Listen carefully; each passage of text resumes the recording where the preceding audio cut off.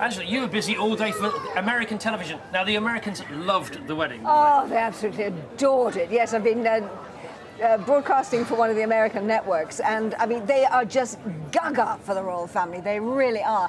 And we had the best seat in the house because we were down at the Media Village, which was that whole conglomerate of outside broadcasts and satellite dishes that had been built right outside of Buckingham Palace. So we had this wonderful view behind us all day of the palace. We saw everybody coming and going, and of course we had the best view in the city for the kiss. Actually, not the kiss, the two kisses. Double whammy. And it was fabulous because, I mean, the atmosphere, as you can imagine, was just amazing. Because when everybody went back to the palace after the wedding down at the Abbey, all of those people were let up the Mall, and then very orderly. The Americans couldn't get over it. They kept saying, oh my God, you know, they're so orderly. They're just going around this so peaceably. And they were just filling in all the way around. Didn't the police do well today? The police did brilliantly, and the atmosphere was absolutely electric. It was wonderful. Well, we're pretty good at this struggle stuff, over the you know? ring. That was about it. It was a perfect day. We are and the good flock, at it. even the blokes could appreciate the flock with that echo of the 1940s and the Queen's own wedding dress. No. I loved all that. Not so much the 1940s. Very, very similar to Princess Grace of Monaco.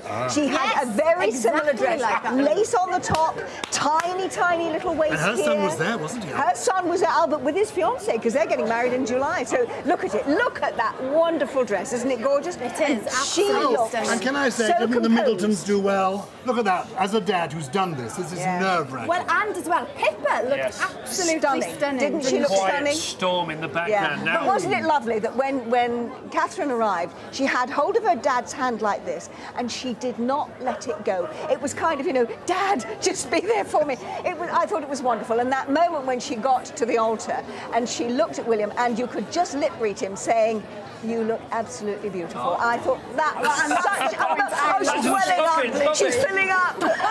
No, John, Yes. I don't know, you were watching it with your pals. Yes. In a beer garden. What a perfect way to celebrate the royal wedding. Yes. And were you thinking what a lot of people have tweeted about on the internet? We've talked about it as well. How about Harry and Pippa? Absolutely. Everyone was saying that.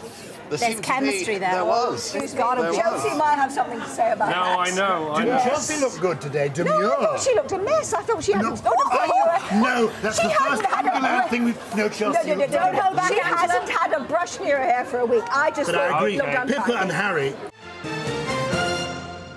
Hello, I'm Angela Rippon, and this is Rippon's Britain Royal Wedding Special. The headlines.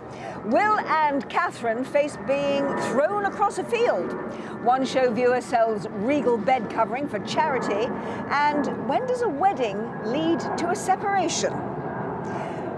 Well, a keen knob thrower from Cattistock in Dorset has got her hands dirty for the royal couple.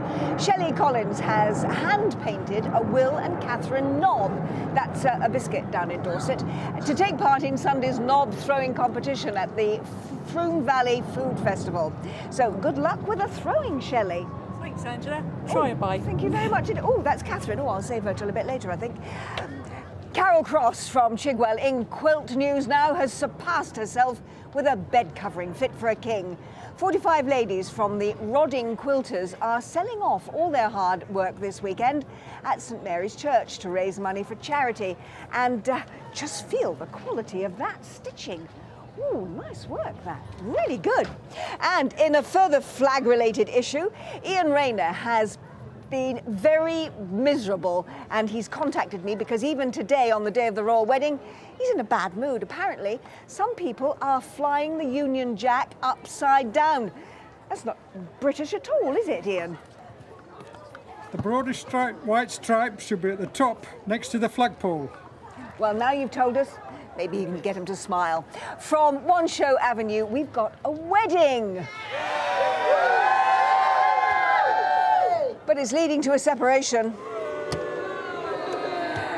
Janie Allen is leaving number 15, which is just up the road there, after 12 years to marry Kevin. Janie has just retired from working at Westminster Abbey, and clearly she'd much rather be with us here anyway today. And her daughter, who is not moving, is staying in the street, and she's going to miss her mum awfully.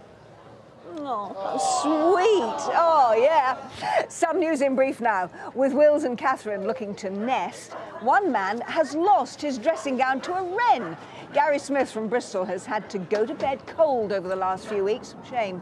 As a mother wren has decided to nest in one of the pockets of his dressing gown. My suggestion to you is, Gary, take this washing off the line on time next time. And finally, 17-year-old Tom Marshall from Yorkshire has just finished recording his very first single with the band Lost at Sea.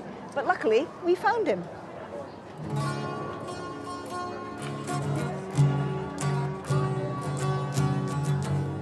He should have been at the Abbey, shouldn't he? That's all for this week. I'm Angela Rippon, and you've been watching Rippon's Britain, a royal wedding special today.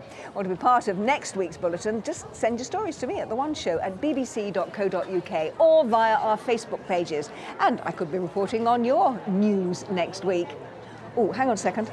I've just got breaking news. Apparently, we can now go live to the judging of The One Show Best Dressed Contacts. Alice!